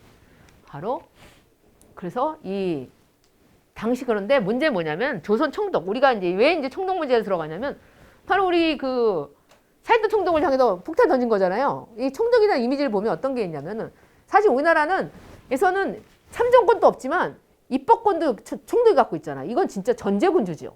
네. 전제군주 군사독재랑 왜냐면 다 군인 출신이니까 군사독재를 한 거예요. 여기 어느 정도였느냐?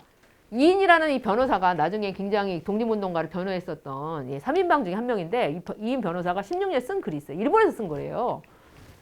당시 10년대의 경찰 도대체 이 헌병 경찰이 무슨 짓을 했느냐 보면 경찰은 범죄의 예심을 하면서 경제, 중재를 불문하고 참혹하게 고문을 했고 10년대 인민을 보호하고 복리를 증진하는 것이 경찰의 목적이 아니고 강제 압박을 함으로써 인민이 경찰 관청을 귀신 보듯이 하게 만든 거예요. 예. 그리고 보통 보안경찰에서도 순사가 인민의 극히 사소한 일로도 극악한 구타 수단으로 접해서 한마디 항의를 하다 보면 바로 고문해버리고 이 모든 것을 한마디로 말하면 조선에서 어떤 관청의 관리를 불문하고 내부에서의 집행이나 외부에서 인민에 대한 걸 불문하고 관권 남용을 하면서 민권을 유리하고 있다. 그래서 한국인들이 어떻게 하고 있느냐? 관리가 문 앞을 지나가는 걸 보고 무서워하거나 관청에서 호출장이라도 도달하면 무슨 일인가 두려워하면서 몸을 움츠리고 출두하는데 마침 소가 도살장으로 가는 모습 같다. 이게 우리가 헌병경찰에 대한 인식. 우리는 그때 무슨 얘기냐면 헌병이 온다면 오는 애기도 뚝 꽂혔다. 이런 얘기로 예전에 어렸을 때 제가 많이 들었어요. 그만큼 이제 일본 일제시기에 경찰 무서워했다. 일제시기면 경찰 무서워한 거죠. 그게 여파가 쭉 돼가지고 우리 70년대 제가 초등학교 경찰을 보고서 하나도 안 떨린 거는 한 몇십 년 안 된 것 같아요. 제가 볼 때는. 예. 경찰을 무서워하는데 그럴 때마다 옛날에 일제 때 순사가 이러면서 어른들이 얘기했던 걸 제가 기억하는데 할머니가 저 이 사료 보고 깜짝 놀랐다니까요. 소가 도살장 끌려. 이거 당시 쓴 거니까 팩트잖아요. 그러니까 이런 어떤 그러니까 조선 총독이 지배하는 그 식민지 조선에서의 사람들의 삶이 이런 거였다는 거죠.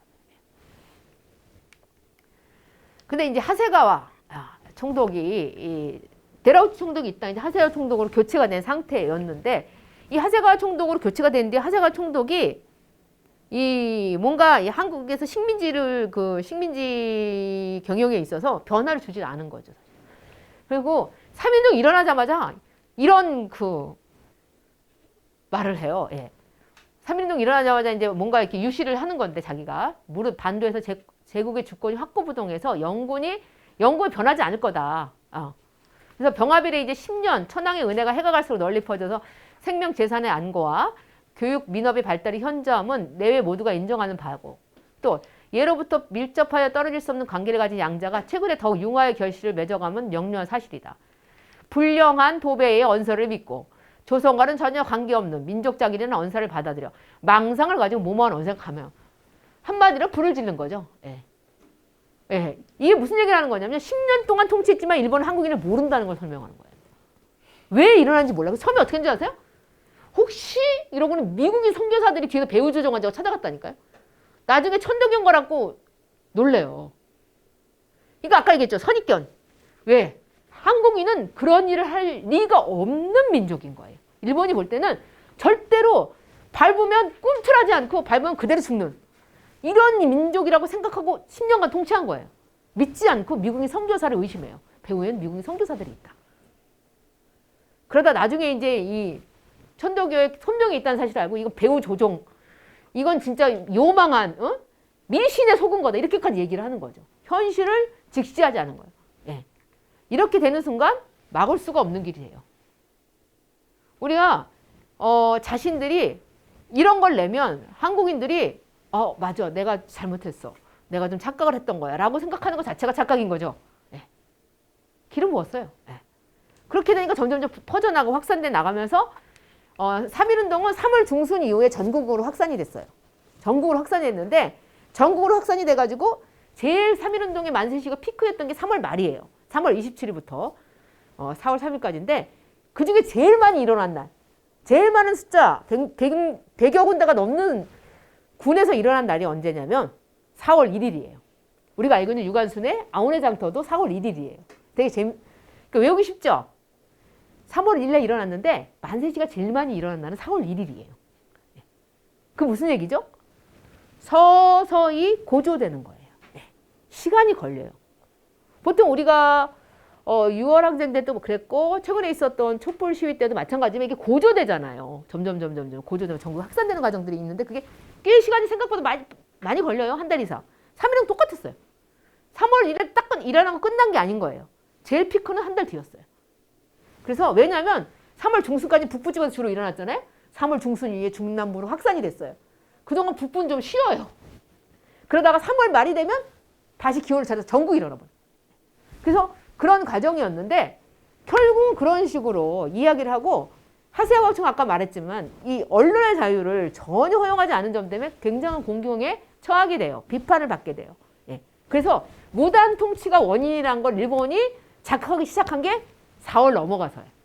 그래서 일본 신문에 이제 무단 통치를 한 게 문제였구나 라는 반성과 자성이라고 하는 게 그리고 이제 특히나 이제 요시노 사쿠조 같은 일본의 말하자면 한국을 이해하려고 하는 그런 지식인들이 도쿄대 교수였는데 그런 글을 신문에 실어요. 그러면서 차츰차츰 이제 현실을 받아들이는 거예요. 그러니까 일본도 이 현실을 받아들이는데 굉장히 오래 걸렸어요. 이거 뭔가 이게 속은 거야.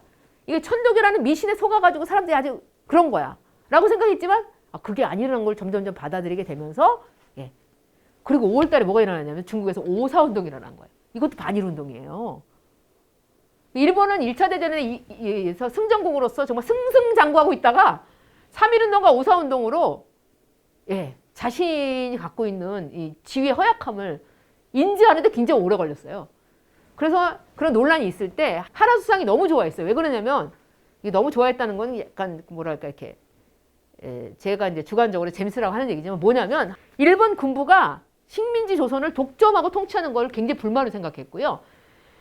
자기 스스로가 정당 대표로서 이제 수상이 된 최초의 수상이거든요. 그렇기 때문에 그러니까 일본에서 아마 이제 제대로 된 입헌 군주제, 내각제, 의원 내각제가 출발한 게 아마 이제 하라 수상을 보통 우리가 얘기하는데 하라 수상은 이 정치의 영역 안으로 이 식민지 통치를 가지고 들어오려고 했어요. 타이완은 사실은 일본 천황 직속이 아니에요. 근데 한국은 식민지 조선은 천황 직속이고 말하자면 굉장히 웃긴 얘기지만 식민지 레벨이 좀 다르죠. 예. 근데 이거를 정치의 영역으로 끌어들여서 이 군사의 영역에서 정치의 영역으로 그 식민지에 대한 영향력을 강화하려고 하는데 좀처럼 안 되잖아요. 딱 3.1운동이 일어나자 이 사람이 한 일이 뭐냐면 무관으로 총독을 문관으로 바꾸려고 했어요. 그래서 실제로 무관만 할 수 있게 돼 있었거든요. 그걸 바꿔서 실제로 문관도 총독을 할 수 있게 법은 바꿨어. 근데 문제는 못 보내는 거지. 안에서 계속 반대를 하는 거예요. 의원들이나 일본 그 정치 지도부들이 반대를 하는 거예요. 그래서 생각을 했어요. 지금까지 육군 대장을 보냈거든요. 그래서 타협한 게 뭐냐? 해군 대장을 보내는 거였어요. 사이토가 해군 대장이에요. 늘 그렇지만 정치는 타협이잖아요. 해군 대장을 보내게 되는 거죠. 그래서 사이토 총독은 9월 1일 폭탄 맞았어.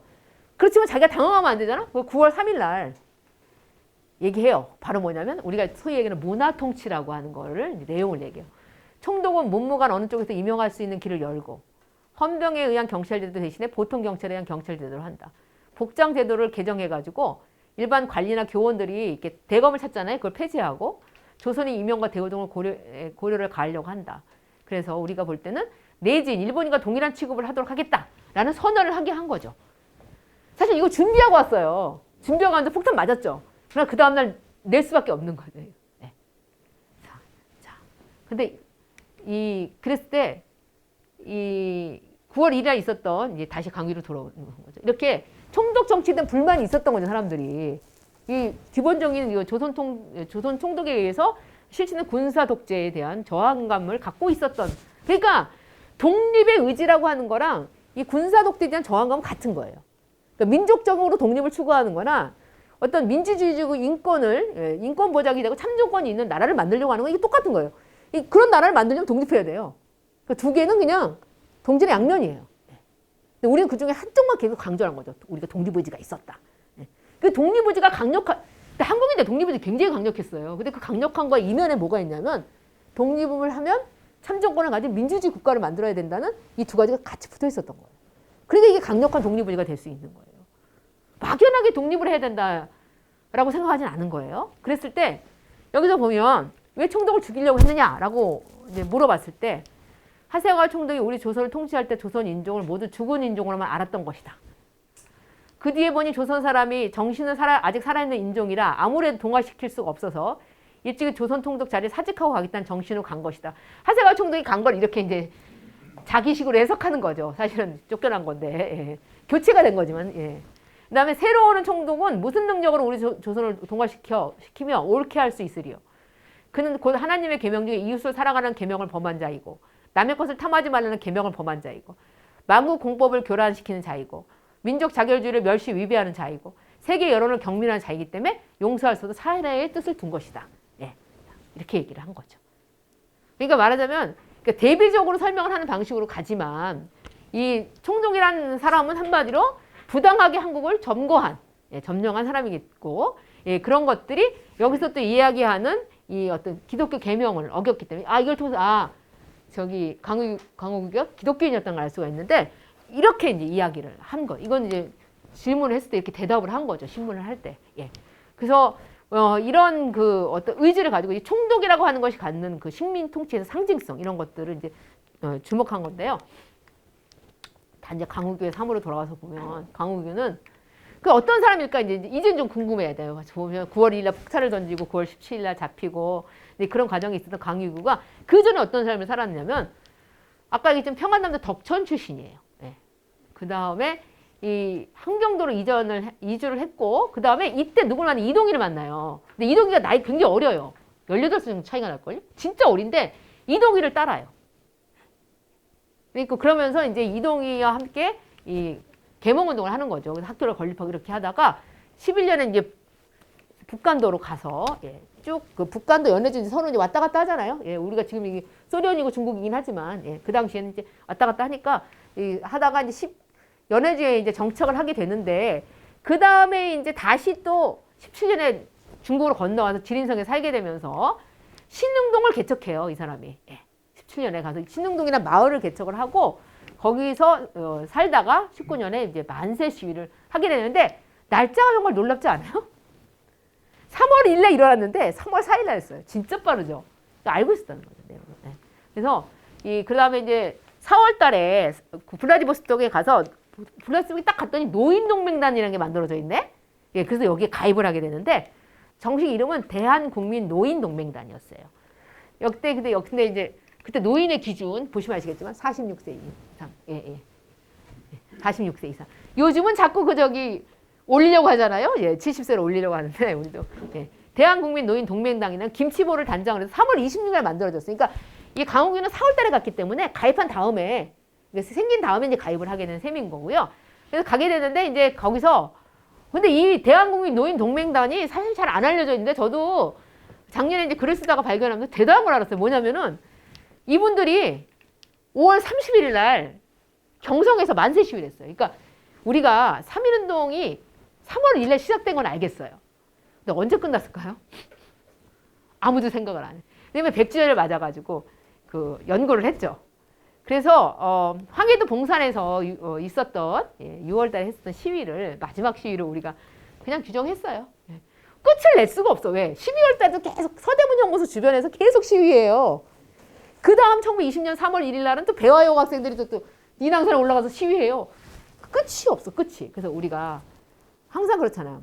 언제가 끝일까 이런 것도 궁금해 하면서 황해도 봉산, 우리끼리 이제 그 학자들끼리 논의를 해가지고 전공자끼리 했었는데 근데 그렇게 되면 이분도 3.1운동 한 게 된 거야. 노인동맹단. 왜 그렇죠? 5월 30일 날 경성에서 그 멀리서 블라디보스토크 와가지고요. 7분이. 그때 이제 이동희 아버님도 계셨어요. 이승균. 7분의 노인께서 조선 보신관에서 만세 시위를 했다니까요. 이게 단순하게 노인동맹단을 만든 다음에 그냥 있었던 게 아니에요. 만세 시위를 가담을 한 거죠. 이게 무슨 얘기냐면 결국 3.1운동의 영향하에 노인동맹단이 만들어졌고 만세 시위를 한 게 되는 거예요. 그 다음에 또 하나는 그냥 외교 활동도 했어. 뭐냐면은 블라디보스토크 주재 일본 총영사관에 사람들을 보내가지고 독립 요구서를 제출했어요. 6월 25일 날. 겨우 이제 3.1운동의 이 열기가 식었는가 했는데 노인분들이 와가지고 찾아와서 독립 요구서. 왜냐면 이 독립 요구서를 이제 우리가 3.1운동 때 준비해가지고 일본 정부에 제출하고 이랬었거든요. 제출하는 거죠. 이런 활동을 한 거예요. 그러니까 노인동맹단은 단체로서는 굉장히 의미 있는 단체라고 할 수가 있어요. 그래서 이런 것들을 통해서 우리가 이 단순하게 노인동맹단을 만들어서 그냥 조직만 것이 아니라 만세 시위도 벌이고 외교투쟁도 벌이는 이런 활발한 활동을 했고 그래서 추정컨대 이 강욱이가 폭탄을 던지려고 블라디보스토크 온 것도 사실은 노인동맹단의 일환으로서 한 활동이 아닐까 라는 이제 추측을 하게 하는 거죠. 네. 그래서 이 블라디보스토크 간 다음에 6월 달에 이제 블라디보스토크를 출발해서 원산을 도착하는데 문제는 출발할 때부터 이미 수지탄 갖고 와요. 수지탄을 갖고 와요. 그래서 이 원산을 거쳐서 서울에 도착을 하게 되고 서울에 8월 5일 날 도착했고 8월 12일 날 사이도 마코토 총독이 임명이 되는 발표가 나요. 자, 그 다음에 해야 될 일이 뭐죠? 총독의 얼굴을 익히는 거죠. 신문에 난 총독의 얼굴을 오려가지고 열심히 익히는 거죠. 굉장히 중요하죠, 사실은. 얼굴을 익히고 그 다음에 이 남대문역 근처로 숙소를 옮긴 다음에 계속 답사를 해서 내가 어디서 던질지를 생각을 하는 거예요. 우리가 의열 테러라고 우리가 보통 의열 투쟁이라고 부르는데 우리가 이제 의열 투쟁이 갖는 큰 의미가 뭐냐면은 이게 사실은 제가 의열 테러, 의열 투쟁 이런 식으로 설명하지만 이게 테러란다는 거 붙는데 이게 객관적으로 그냥 테러라고 얘기를 하는데 그거를 우리가 왜 의미를 부여하냐면 우리는 이제 식민지 경험을 가진 나라이고 프랑스니 독일이니 영국이 이런 나라들은 제국주의의 경험을 가진 나라잖아요. 이 제국주의 경험을 가진 이 나라의 지식인들이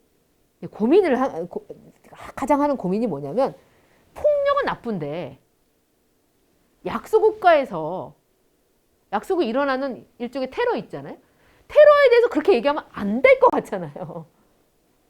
그것이 갖는 의미가 있는 거예요. 그래서 결국 이 사람들이 어떤 철학자들이 어떤 용어를 만들어내냐면 반폭력이라는 용어를 만들어내서 그걸로 이 약소국가에서 일어난 테러의 의미, 의열적인 의미를 강조해요. 왜냐하면 보통 우리가 테러라고 할 때 이건 어떤 권력 투쟁, 내가 이제 권력을 차지하려고 하는 권력 투쟁의 과정에서 이 굉장히 폭력적인 행위를 하는 건데요. 그런 게 아니라 정의로움을 위해서 자신을 희생하는 테러인 경우가 많잖아요. 약소국가의 테러라고 하는 것들이. 그리고 그거는 폭력에 반대하는 폭력이고 비폭력을 지향하는 폭력이라고 얘기하는 거예요. 그래서 반대할 때 반자를 써서 반폭력이라는 말로 그것이 갖는 도덕적 윤리적 가치를 평가해 주고 있어요. 그래서 우리가 정말 자기네들은 저희는 고민이 없어. 우리는 식민지 경험이 있었기 때문에 우리는 막 분노하면 되는데 제국주의 경험을 가진 나라의 지식인들은 이 머리가 복잡해요. 이 부당함에 대해서 자신들이 어떤 도덕적, 윤리적 어떤 가치를 부여해야 되잖아요. 그런 고민이 나오는 거예요. 그러니까 그거는 뭐냐면, 우리가 그래서 이제 뭐 안중근이라든지 우리가 이번에 쭉 하게 되는 어떤 의열투쟁에 대해서 여러 가지 가치들이 있기 때문에 제가 지금 미리 설명을 드리는 거예요. 그럼 반폭력적 의미, 도덕적, 윤리적 가치를 갖고 있다라는 말씀 드리는데 그런 것들을 하면서 이제 실제로 실행에 옮기기 위해서 치밀하게 준비를 한 거예요. 그러니까 이 단독 범행에 가깝지만 그 일본만 풀려면 단독 범행. 근데 안 믿어 또 일본인들 왜 안 믿어요? 아니 65세 노인이 무슨 단독 범행이냐 이렇게 생각하는 거예요. 근데 사실 도와준 사람들이 있죠. 원산에도 쭉 같이 잡히긴 하지만 실제로는 단독 의거라고 볼 수가 있는 거예요. 그들은 단독 범행이라고 그러고 저는 단독 의거라고 부르는 차이가 있는 거죠. 그다음에 이런 의미심장한 말을 해요. 이게 뭐냐면 당시에 안중근이 동양평화 얘기하잖아요. 그런데 자기가 이제 신문 받고 재판에서 얘기하는 과정에서 무슨 얘기를 하냐면 동양삼국은 다른 게 없는 국가로서 같은 한 집안의 형제다. 만약 한 나라의 분쟁이 발생하면 그 나라는 어떻게 설 수 있을 것이며 한 집안의 분쟁이 생길 때 그 집안은 어떻게 지탱해 나갈 것인가. 어떤 자는 예수 성인의 말을 빌어 비유하고 혹은 형제가 서로 화목하지 못하면 반드시 밖으로부터 모욕을 당하게 받는다고 중국 성인의 말을 빌어 비유하기도 한다. 그럼 어찌 오늘날 동양평화에 주의를 기울이지 않겠는가라고 얘기해서 자신의 행위가 동양평화를 위한 행위라고 하는 안중근과 똑같은 얘기를 하는 거죠. 이건 당시 모든 사람들이 우리가 이제 평화 얘기를 우리가 그렇잖아요. 폭탄을 던지면서 평화 얘기를 하는 거잖아요. 사실 이게 아까 얘기했던 반폭력이라고 얘기하는 거예요. 평화 얘기를 하는 건데요. 이 당시에 사실은 이 3.1운동 독립선언에서 많은 곳에 평화 얘기가 그렇게 많이 나와요. 우리가 알고 있는 이 천남선이 쓴 3.1 독립선언에서 평화 얘기 나와요. 평화란 단어는 당시 우리가 이런 거로 얘기하면 돼요. 근데 신채호가 정말 또 신채호도 나름대로 문인이잖아요. 굉장히 논리적으로 뭐라고 얘기하냐면 독립 없이 평화 없다 우리. 조선민족에게는 독립 없이 평화 없다. 조선민족의 독립은 동양평화와 세계평화의 선결 조건이다 이렇게 얘기를 해요. 그러니까 우리한테 평화를 요구하려면 우리는 독립을 해야 된다. 너희는 물러나야 된다. 라는 논리를 갖고 있었고 동양평화든 세계평화든 간에 모두를 평화를 주장하면서 독립운동을 했다는 거죠. 근데 강의교도 바로 그러한 흐름 속에 있었다는 거죠. 그러니까 강의교의 행동이 돌발적이고 뭔가 의로운 노인의 단독 의거가 아니고 그 시대의 흐름, 3.1운동의 흐름 속에서 우리가 독립을 요구하면서 우리가 추구하는 가치가 무엇인지를 아주 잘 보여주는 그런 의열 투쟁이었다고 하는 걸 제가 말씀을 드리는 거고 이 동양평화 얘기를 한 거죠. 예. 강유가 이제 나중에 남긴 유시라고 하는 건데요. 여기 있지만 천국은 이미 의사들에게 열려 있다. 삶과 죽음의 종정은 바야흐로 다시 이어지나니라고 생각하고 이게 저는 그 강유의 시가 보여주는 의미가 굉장히 크다고 생각하는 게 결국 이 자신이 한 일은 옳음에 기반한 그런 행동이었다라고 하는 확신을 갖고 있었다는 거죠. 우리가 아까 말씀드렸지만 그 시대의 흐름 속에서 내가 한 사람을, 그러니까는 김구가 그런 얘기를 해요. 그 이봉창이 그 의거를 한 뒤에 그 발표한 글에서 우리가 이렇게 사람을 죽이는 걸 할 수밖에 없었던 이유는 우리한테는 남은 게 없기 때문에 최후의 수단이었다라는 내용을 설명을 해요. 예.